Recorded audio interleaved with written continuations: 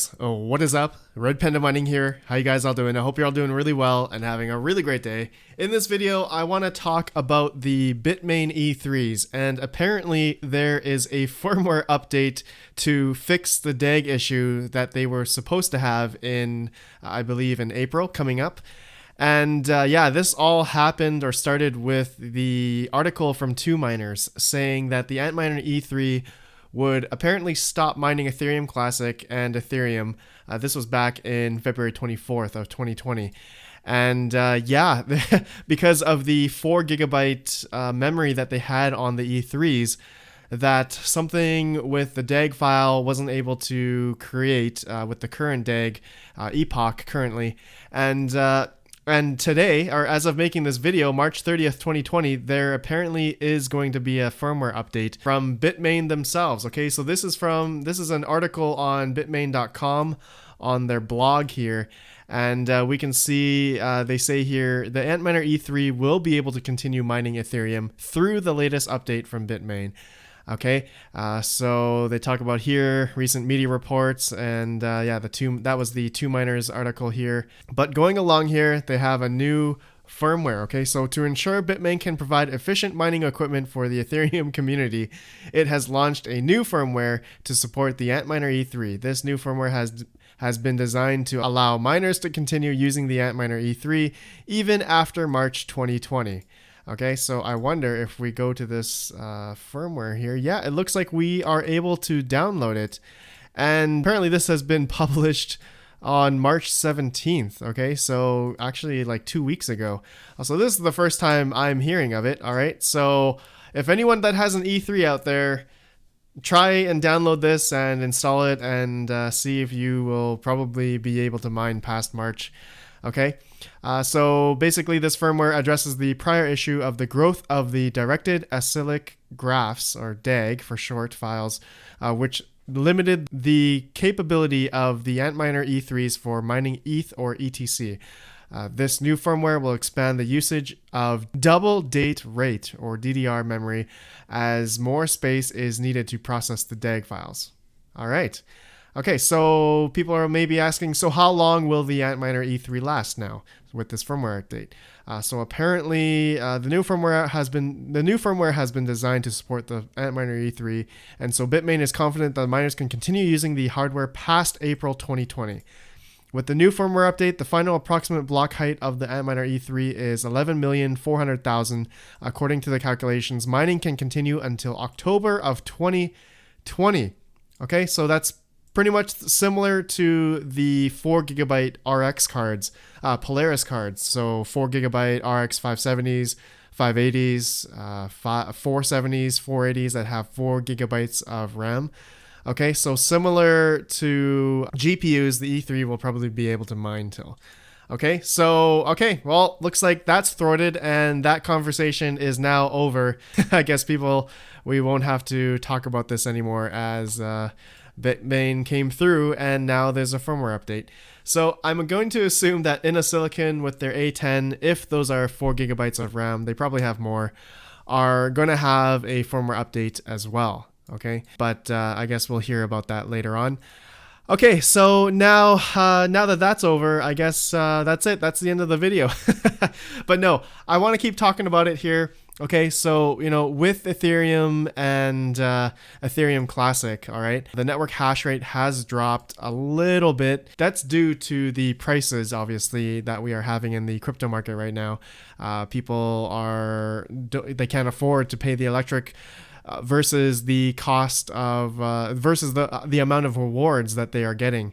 Okay, so but you guys can see the crypto market right now, it is in the green today as of making this video, but it always goes down and up and down and up. And so but otherwise, you guys know recently Ethereum Classic had a fifth inning. Okay, so that dropped the hash rate a little bit, not by much, but they're sitting around, I think 10.2 terahash.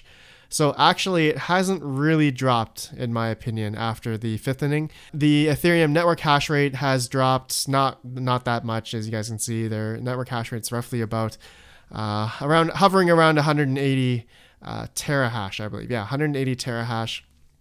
And I wonder, okay, So with everyone still mining, and obviously past April, everyone's still mining. Everyone with Polaris cards are going to still mine Ethereum and Ethereum Classic.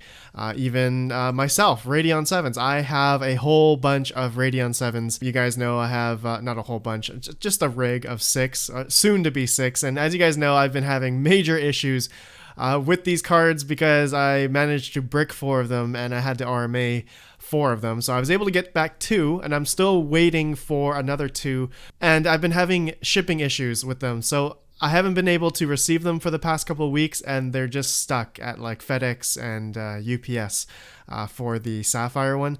So yeah, I'm like dying to get my 6x Radeon 7 rig up and mining on Ethereum or Ethereum Classic, but seriously, I've just been having no luck getting them in. And actually, funny thing, on my Radeon 7s, I looked at the profitability, and actually mining MWC coin, okay, or the Mimblewimble coin is supposed to be more profitable than mining Ethereum or Ethereum Classic as of making this video on Radeon 7s. Actually, I can just bring it up here. Let's just go to what to mine. And let's just do 6x Radeon 7s and hit calculate. And it shows, yeah, MWC coin, which is Kakatu 31, which is making double the profitability apparently if you were exchanging on Bit4x or probably Trade Ogre as well. So that's interesting to see. I don't believe I tried Kakatu 31 yet on my Radeon 7s, but I will definitely try that. Okay, so yeah, just a little update, my Radeon 7s for you guys. Okay, so finally, I just wanted to talk about, since the E3's are now able to mine, and for me, in my opinion, it's obviously sad because all of us crypto miners or GPU miners want the difficulty lower. We want more of the rewards, more of the profits per se, for those that care about that. It's something that it sucks, right? It sucks for us GPU miners that the E3's or ASIC miners are still able to mine on the Ethereum network for now, up until, I guess, POS or proof of stake happens. And yeah, I mean, Ethereum doesn't care about the GPU miners or miners in general. So, I don't think we should really care about Ethereum in a sense anyway. It's just a means of profitability for us miners, right? I mean, let's be honest. All of us care about profitability. We always go to what to mine, the GPU mining calculators, and just see, what's most profitable all the time. And I'm pretty sure all of us are guilty of doing it. So for those that, the argument of like, oh, just mine the coin you like and hope it like, it's successful in the future. Of course, a lot of people want that, right? But we can't beat around the bush that ultimately every single coin that's out there right now is wanting to see that number of higher capitalization in the market cap.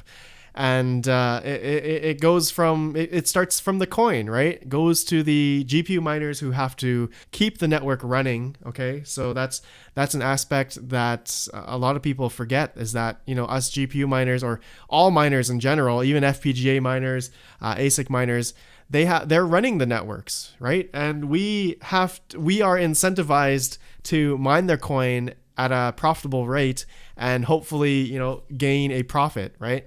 And it sucks that thinking of this whole ecosystem now, I just feel like, in the past year and looking at the crypto markets, I feel like we've been bleeding the market a lot, right? And you guys know there are a lot of GPU mining farms out there, and huge ones, as a matter of fact.